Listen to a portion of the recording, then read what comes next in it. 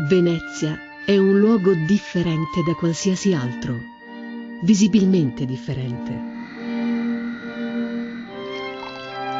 Sono differenti tempo, luce, suono. A Venezia sono differenti i gesti stessi. Sono differenti le attività e le opere dell'uomo.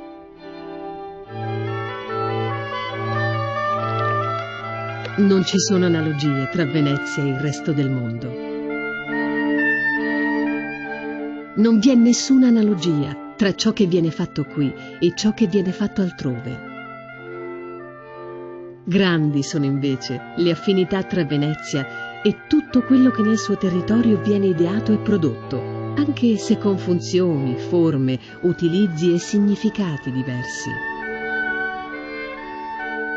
Affinità radicate nel tempo e nelle tradizioni, che determinano una particolare armonia comune a tutte le attività che a Venezia si svolgono.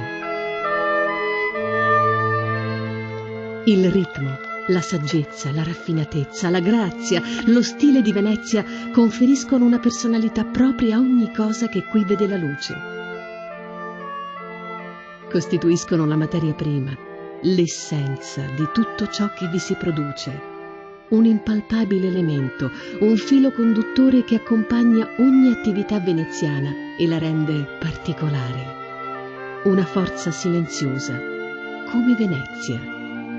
Un insieme di unicità che hanno un preciso significato e una precisa identità. Anonimo veneziano.